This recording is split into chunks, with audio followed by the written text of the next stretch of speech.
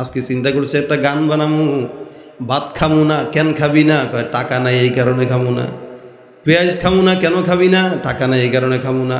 তা আমাদের তো কষ্ট এগুলো। একদিন বাজার করতে গেছি, এক ভাই কইতেছে, হুজুর এত আষ্ট শুনি আপনাদের সব কিছুই বলেন, এই যে টাকা মাস শেষ হইতে না হইতে 10 দিন গেছে, টাকা শেষ, কি খামু? বউ তো কয় এটা নিতে সেরা নিতেন, কোনটা নিমু? বাজারে তো আমি আসি, বউ তো আর আসে না।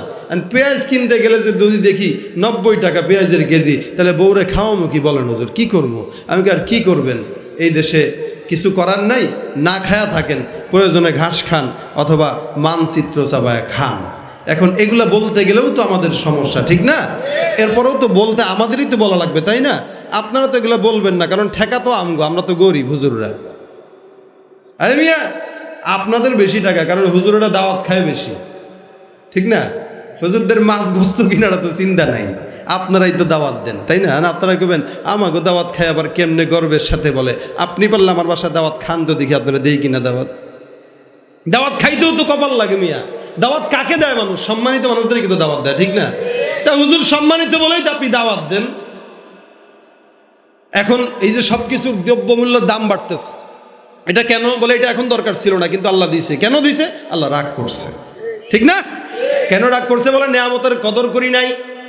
আল্লাহ পাক বলেন নেয়ামতের যদি শুকরিয়া করো, চক্ষু নেয়ামতের শুকরিয়া করবা, ভালো জিনিস দেখবা, চোখের পাওয়ার বাড়ায় দেব। এই জন্য তো দেখছেন নেয়ামতের চক্ষুর কদরদানি করছে আল্লামা শফি সাহেব রহমতুল্লাহ আলাইহি, ঠিক না? যার কারণে 103 বছর হওয়া সত্ত্বেও কোনোদিন চশমা লাগে না, কারণ চক্ষু দিয়া সারা জিন্দিগি বুখারী শরীফ পড়ছে। এটা চক্ষুর নেয়ামতের কদরদানি, এটা এই কারণে চশমা লাগে নাই। আল্লাহ যদি খুশি হয়ে যায়, হাতের নেয়ামতের শুকরিয়া যদি কেউ করে, পায়ের নেয়ামতের শুকরিয়া যদি কেউ করে, আল্লাহ পাক ডায়াবেটিস দিবে না, পাওয়ার শক্তি বাড়ায় দিবে।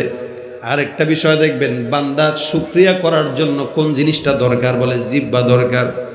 জিহ্বা, জিহ্বা দিয়েই তো বলি আলহামদুলিল্লাহ, বলি না? কত বড় নেয়ামত চিন্তা করেন। আচ্ছা, মাঝে মাঝে পাও ব্যথা করে না? করে না? মাথা ব্যথা হইলে কি খান? না পা এক্সট্রা, অথবা চক্ষু ব্যথা করলে চশমা দেখান। হাত ব্যথা করে মাঝে মাঝে, বুক ব্যথা করে, উফ, মাঝে মাঝে পেট ব্যথা করে, মাঝে মাঝে ঘাড় ব্যথা করে। হুজুর এই যে আজকে জুমার পরে একজন এসে, হুজুর ঘাড়ে এমনি রয়েছে। কি হয়েছে? ঘাড়ে এমনি থাকেন, হুজুর একটু দোয়া করে দেন। ঘাড় ব্যথা? জি হুজুর। আচ্ছা, কোনোদিন কি দেখছেন হুজুর জিহ্বাটা একটু ফু দেন, জিহ্বা ব্যথা করে? দেখছেন? হ্যাঁ, জিহ্বা ব্যথা হয়। এই সারাদিন বক বক বক বক বক বক বক বক করতেছ, এরপরে জিহ্বা ব্যথা। তুই বাসাল, তোর জিহ্বা ব্যথা হয় না? না। মানুষের হাত ব্যথা, পাও ব্যথা, মাজা ব্যথা, কপাল ব্যথা, চোখ ব্যথা, সব ব্যথা, মাগার জিহ্বা কোনোদিন ব্যথা নাই। কেন? আল্লাহ বলে জিহ্বাটা আমি দিলাম একমাত্র কারণ এই জিহ্বা দিয়া মাওলার জিকির আদায় করবি।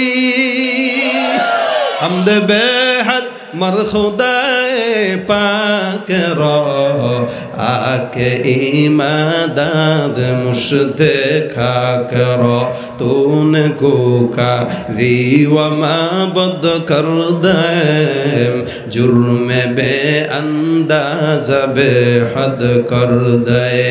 জিকির হবে কার? জবান দিয়া জিকির করবেন।